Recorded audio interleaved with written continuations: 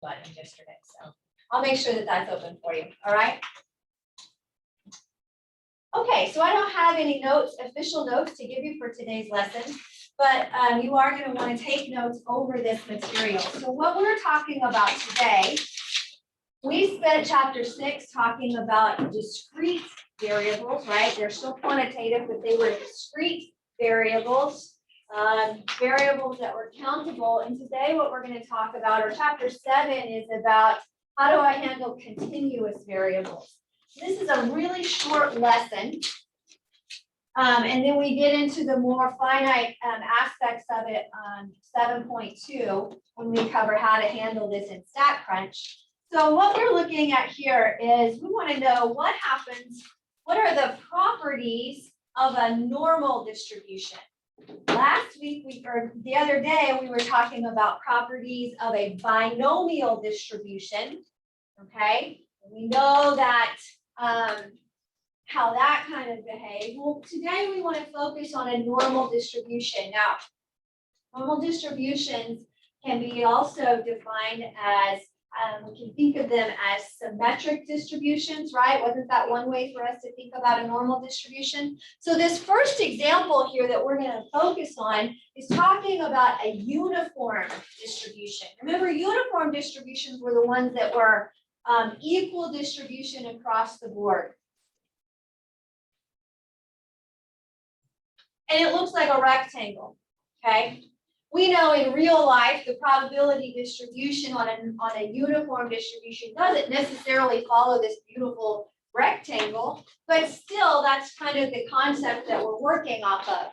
So when we're looking at our uniform distributions, we understand that the values are going to be spread out evenly, right? The values would be spread out evenly over the range of our probability, is what that says up there. And because we know that, and we're learning and practicing that area under a curve is equal to 1, we can think of, for a uniform distribution, if the area under the curve is represented by what we call a rectangle, it's not a curve, but that's the way we're considering it. If the area under that is formed a rectangle, has formed a rectangle, then we're just finding the area of a rectangle, which should be okay, right? We all know how to find the area of a rectangle. Remember that is, how do I find the area of a rectangle, by the way? Multiply the base times the height, length times width, right? Side by side, okay? All right, so that should be fairly straightforward for us to find out probability, okay? Now the thing about this, though, that we have to kind of, one aspect of it that we want to make sure that we get is that, how do I understand what the height of my rectangle is going to be? The height of my rectangle is actually related to the width of the rectangle, all right? So here we have some value for, I think this was like a driving delivery times for UPS drivers or something like that, all right?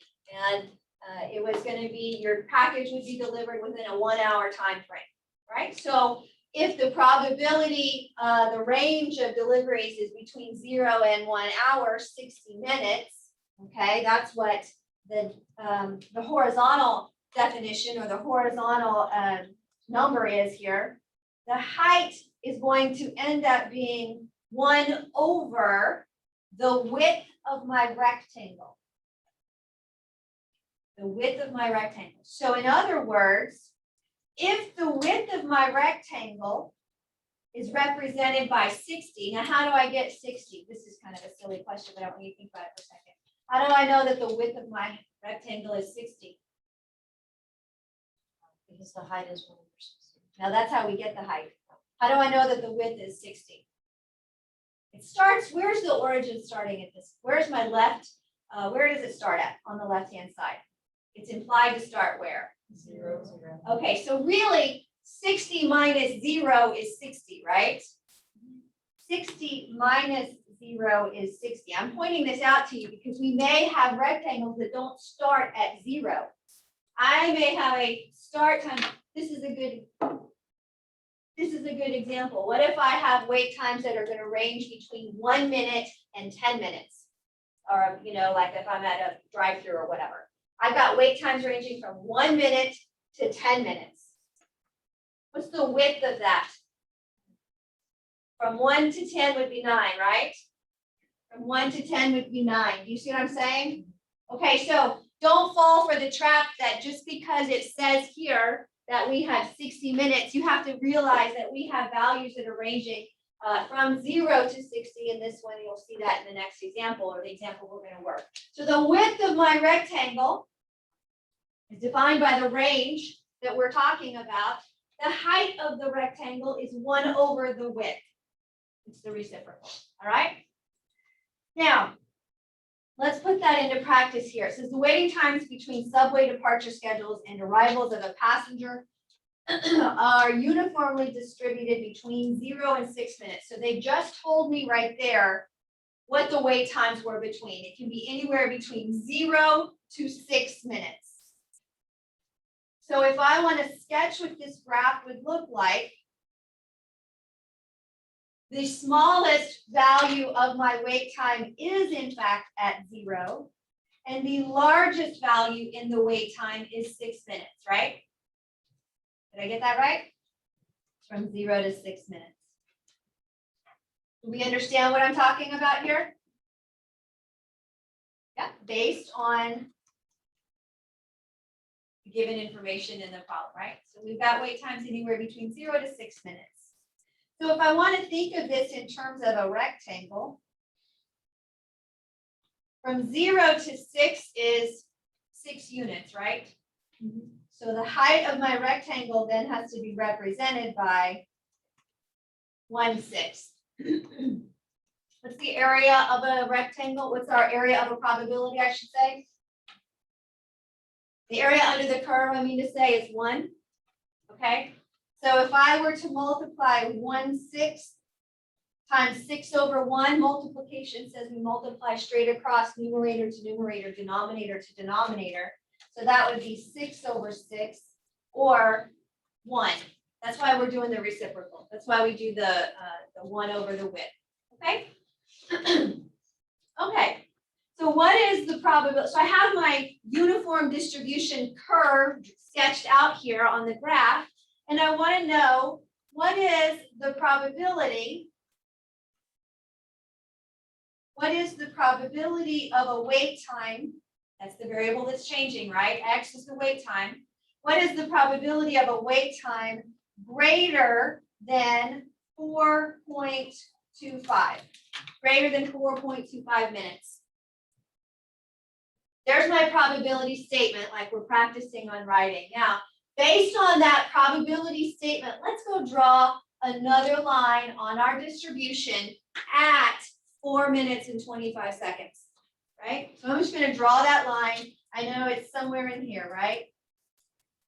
I'm going to call this X equals 4.25. And it doesn't really matter if that's, perfect or whatever. It just needs to be on the left of 6, doesn't it? And I'm shading now because I'm looking for wait times that are greater than 4.25. So I'm going to come in here and I'm going to shade that I'm looking for the area of that rectangle, the area of the rectangle I just shaded. So I just created a smaller rectangle, did I not?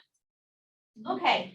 So in this new rectangle, what is the side along this base?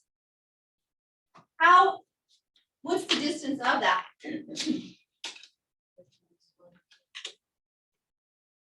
So it would be 6 minus 4.25, which yes, would be 1.75. So the width of the base is 1.75. What's the height of it? What's the height of this rectangle? 1%. It doesn't change, does it? The height of the rectangle doesn't change. The height of the rectangle is still 1/6, correct? All right, so if I wanted to know what the probability of this was, I'm technically finding the area of this rectangle. which is found by taking 1.75 times 1/6 into 3 decimal places. What do we end up with?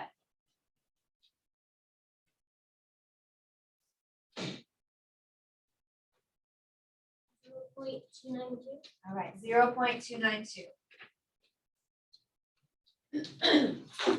So the probability of a wait time greater than 4 minutes and 25 seconds is approximately 29%. Right? Is that what that says? Probability of a wait time greater than 4 minutes and 25 seconds, or 4.25, would be 0.292 or 29%. Okay? So uniform distributions are fairly straightforward in that they're just a rectangle. We're going to find the area of a rectangle, but we're going to sketch it, right? Because that helps us identify what the area is. It also what our rectangle is going to be, and it also helps us to understand the height of our rectangle. Okay? Questions on that? Okay, now let's talk about a normal curve. So that was a uniform distribution. Now let's see if we can talk about a normal curve. This is the curve that we're talking about. And we are still saying that the area under the curve is the probability of our distribution. Now, a normal distribution looks like this. We have what we call these inflection points, and we can find those using higher math, it's just calculus, right? But it doesn't really matter. These inflection points are actually occurring 1 standard deviation away from the middle. An inflection point actually means where the function changes from increasing to decreasing. Because it's changing from concave up to concave down. So it's changing from an increasing function to a decreasing function at this point along the curve. That's what an inflection point means. All right, but what you want to take away from this are some of the properties that we can kind of see about our normal curve. So our normal curve is how we represent a continuous distribution, right? It's a smooth, continuous curve. It looks a lot like the example we were looking at the other day with our 32,000 blood donors, right? How when we increased our sample size, it started to fill in our graph, didn't it? It filled in our shape. Well, with a continuous curve, it is smooth and continuous the whole way. We know that the characteristics on a normal distribution say that that mean, median, and mode are all falling in the middle, right? They're all the same as the mean, okay? So in other words, our sample is also going to end up being the same as our mean. And we really get into that a little bit later. Those inflection points are just like I said, the area at which, or the point at which we change from being an increasing to a decreasing function. So they kind of help us out a little bit, but one of the most important things that we want to make sure that we're starting to understand throughout this is that the area under this curve, the shaded region, remember I shaded in our rectangle? The shaded region under the curve represents a probability equal to 1, or a percent equal to 100%. And because it is a normal distribution, we can go ahead and apply that empirical rule. When we have a normal distribution, we can apply those empirical rules. And the only other thing I will point out in this is that you want to kind of become fluid with the idea that when I'm thinking about area, we can equate area with the probability, right? So that area under the curve is what we are saying is probability. The area under the curve also represents the proportion in which something happens, which is a different word. And the area under the curve also represents the percent. It's just 3 ways for us to be able to state the exact same thing. Okay, proportion, probability, and percent all correspond with the area under the curve. Okay.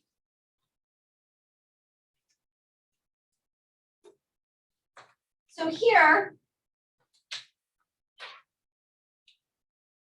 in this one, we have an area given. We have a scenario. It says the lengths of human pregnancies are normally distributed with a mean of 266 days and a standard deviation of 16.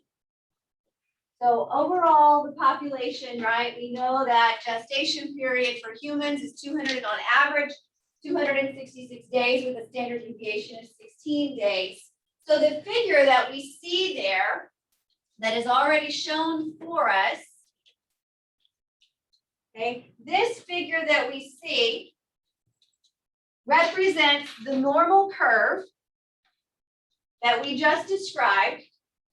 The middle of the curve, we're going to label as the mean, right? And the mean they told us was 266. And then the area to the right of the middle, represented by that dotted line X, right?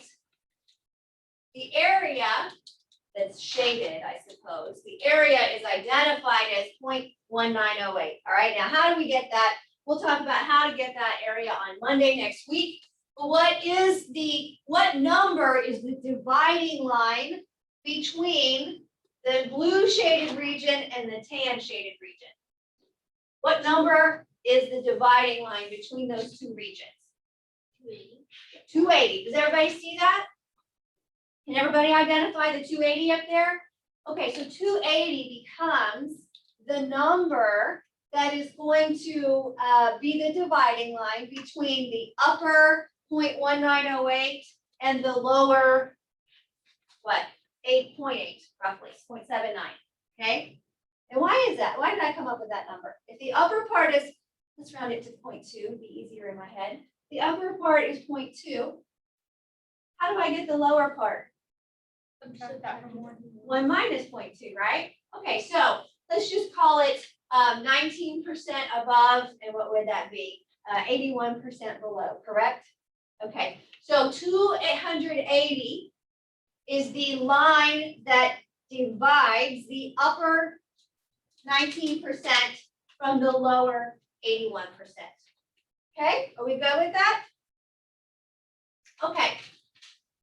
Now, if I wanted to provide two interpretations of this, and again, we are being given in this particular section what the area is of this blue shaded region, okay? The area under a curve for something that is not a rectangular figure or a triangle, right, is actually calculus. So we're not going to be physically calculating that blue area like we did with the rectangle, okay? We're going to use a calculator that's been specially designed to tell me what that area is. So don't worry about how that area is coming about, okay?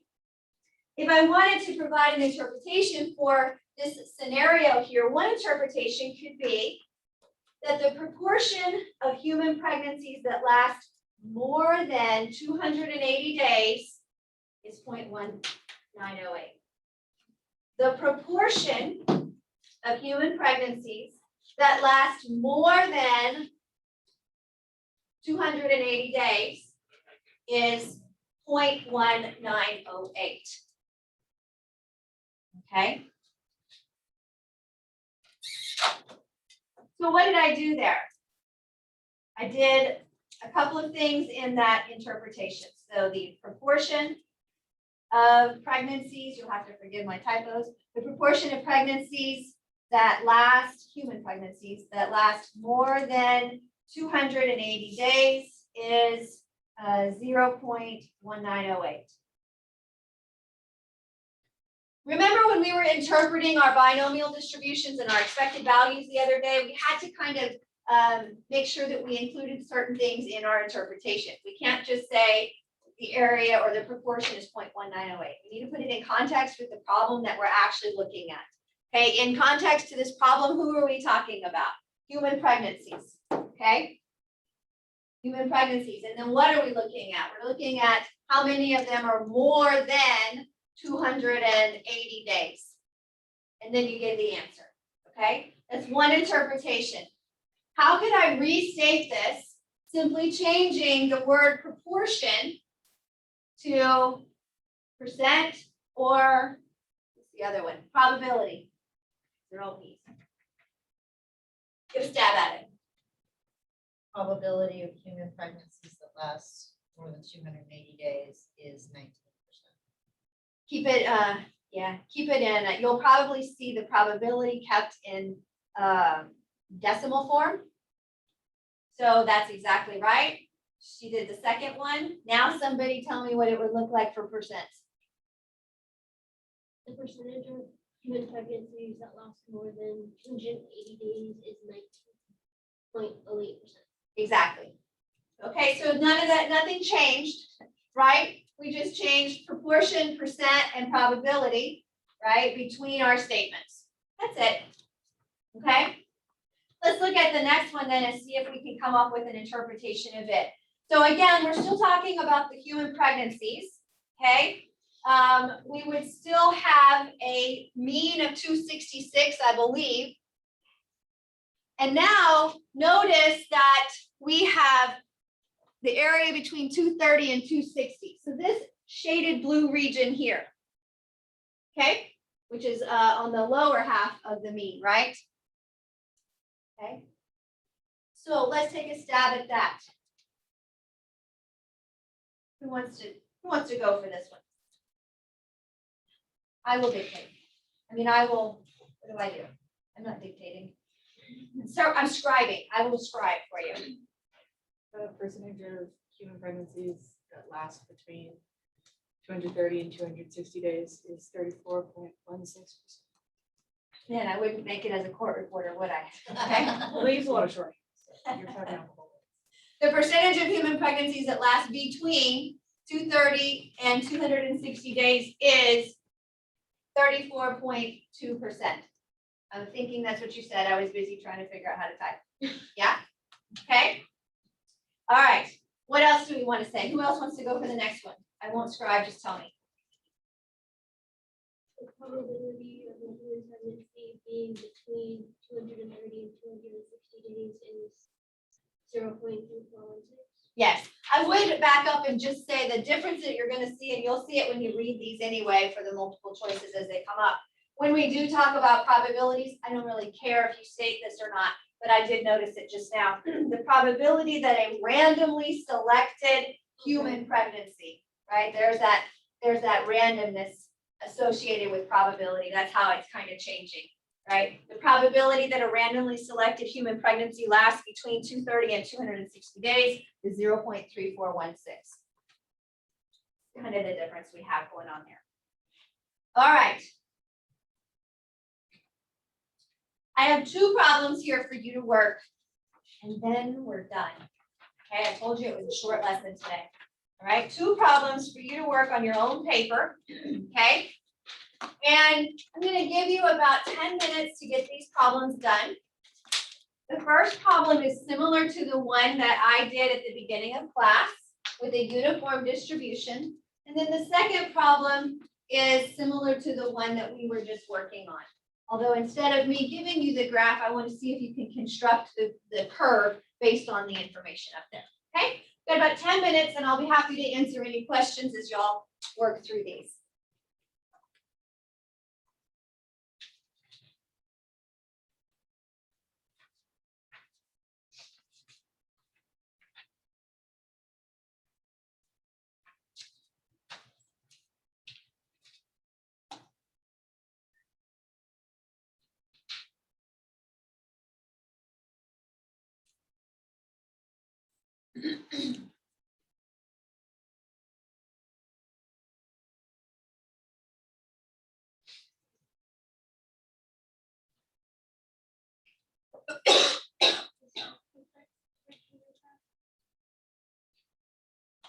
It does.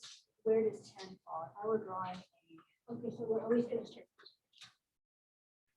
yeah, you can just stay in line to the left. And that way you can, right? But you have that correct. Thank you. If I make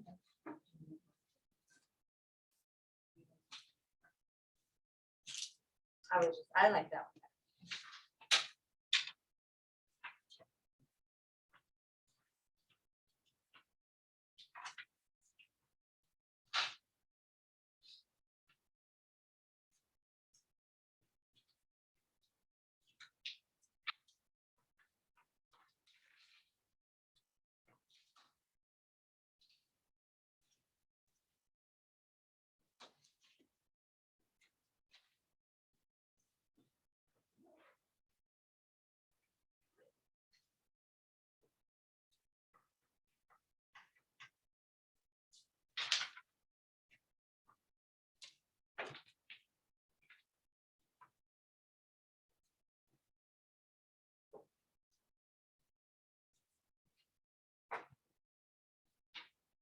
You had a question? Well, don't shade yet. You just know that. Or that's what we're starting, right? This doesn't. It's fine.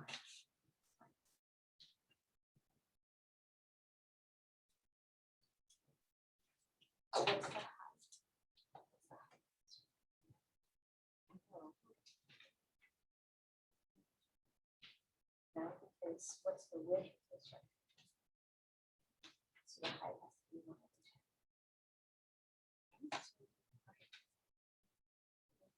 One over the width.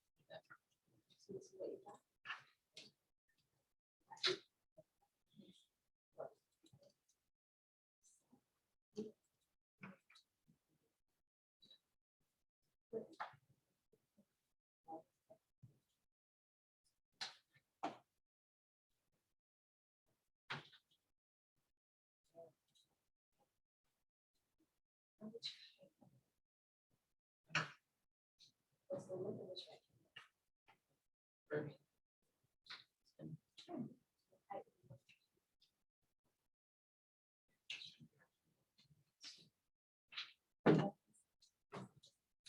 The width of this rectangle is- It's not always gonna be. Right.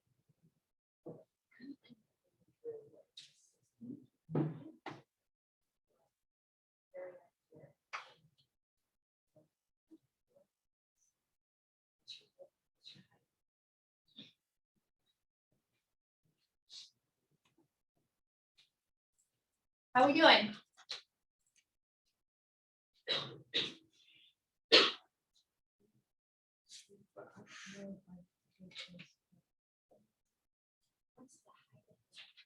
That's what I was confused on. What's the width of your of the whole rectangle? So you're gonna determine, right, so the height is 1 of the just like it was 1/6 in our example.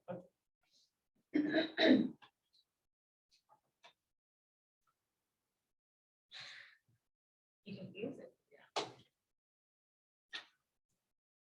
So draw a rectangle representing the 10 to 20. Draw a rectangle.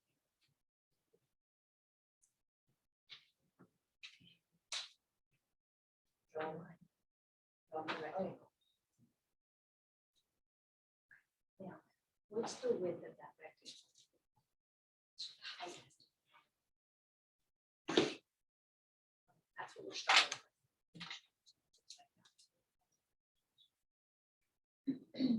What is the possibilities that I can?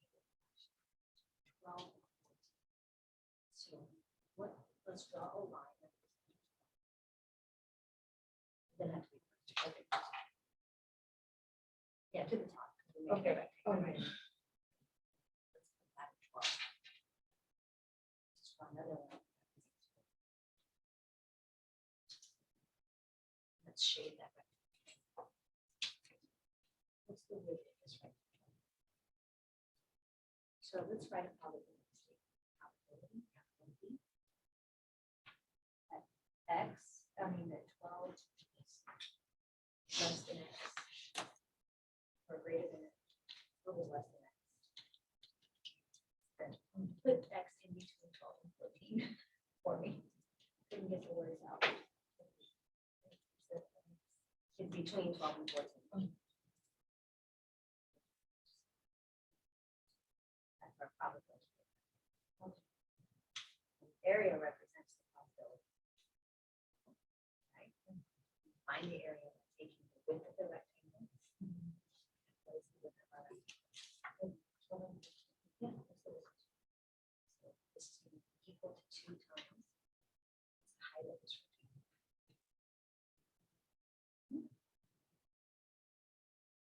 That's it. Super easy, but it's hard because it's easy. I think it's supposed to be more complicated. You ready to go over some of these answers? Yeah? So understand that here we have a uniform distribution. We are going to be told in most of the problems as we move forward what type of a distribution we have, whether it's uniform or whether it's normal. Okay, so you won't have to guess about that. And because I have a uniform distribution, I'm fixing to draw a rectangle representing that distribution. The rectangle is going to have a side on the left at 10 and a side on the right at 20. Here's my rectangle. And the width of that rectangle is what? 10. So the height of the rectangle is 1 over 10. Now the first question says, what is the probability of a reaction time between 12 and 14? So I'm going to write my probability statement here. Remember that the area under that curve is the probability. So I'm going to make a new rectangle from within these boundaries that looks something like this. So I have 12 and 14. So I have a rectangle that looks like that. What is the width of that rectangle? 2. And what's the height of that rectangle?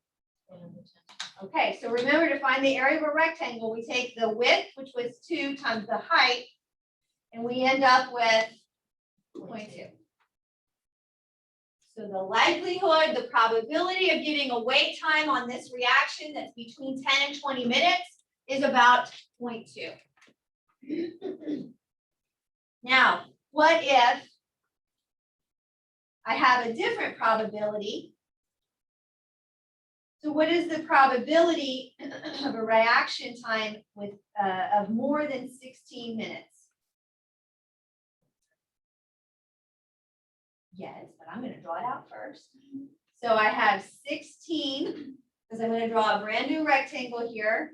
I'm shading more than 16, which closes off this new rectangle, right? What's the width of this new blue rectangle? So width of 4, height of 1/10. Doesn't that give me 40%? Great, because it's not equal to 16, it's just greater. No, with these, we're just gonna say it's gonna be that or more. Because It's continuous, so we can go all the way up to it and, it's good. So we would have 0.4. So the likelihood of getting a reaction time of more than 16 minutes out of this chemical process is approximately 0.4. Okay? All right.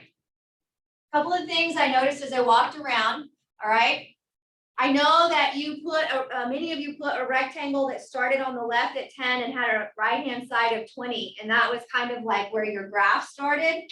It's not wrong, but I would encourage you to just start your graph from 0 up to the edge and then identify your box within there. Does that make sense? Yeah? Okay. Uniform distribution. Are there any questions on this? Do you see how we're getting the height now? Okay, this is kind of what I was alluding to when I was talking about the example I worked in class, all right? That it doesn't always start at 0. What you're more concerned with is what is the width of my distribution, right? The width of my original rectangle in this particular case was 10. Okay, so in this one, we know that we have, what did we have? We had a graduate, a GRE, which is similar to your SATs and ACTs that is normally distributed. And we know that the mean is 150 with a standard deviation of 2.8. So the mean and the standard deviation on a normal distribution. So the first thing I'm going to do is I'm going to come down here and I'm going to sketch my normal distribution curve. I'm going to sketch my curve. And then I'm going to write on there where does the mean fall? Well, the mean should fall in the middle, right? This is the mean. And the mean is equal to 150. And then right underneath this, because I don't really need it right now, I'm just going to write it down. The standard deviation was 8.8. Okay. If I asked you to write down the scale, right? If I asked you to write down not only where the mean was, but could you please put on there where this, 1 standard deviation and 2 standard deviations fall, okay? It might be helpful to have that standard deviation written under there. Now, it says a score of at least 152 is required for admissions into graduate school. All right, so what we want to know is, based on the second question, we want to shade the region representing the test takers who scored above 152. So the x-axis or the horizontal axis represents the GRE scores, doesn't it? The x-axis represents their scores. These are the scores, these are the test scores. So a score of 152, where will I place that vertical line, just in general? Just to the right of the mean. All right, so I'm going to draw that here. And I'm going to label that as x is equal to 152. That helps me understand what's going on. X is the variable that's changing, right? X is their scores that are changing depending on the test taker. And that's the line of that particular test taker. And I'm going to shade now in the region that we're talking about. So I want to know the ones who scored above 152. This will help out. Remember, our calculators are pretty cool and they end up shading. So this helps us understand that. So I have this region here shaded. Now, that is x greater than 152. And then we're told finally that the area above the curve is 0.4090. So this area that I just shaded is 0.4090. So in other words, that if I were using a calculator to find the probability or the proportion of people who have scored above 152, the calculator would tell me that that is 0.4090. So how do I interpret that? Give me one interpretation. The percentage of a randomly selected US grad student who scored at least 152 is 44%. All right, I agree with that. That was really good. All right, somebody else do another one. That was percentage. The probability of a randomly selected student who made at least a score of 152 is 0.49. That's right. That's second one. What else we got? This side over here. Somebody from over here. Y'all are underrepresented. We've got percentages done and we have probability done. At least one. Proportion.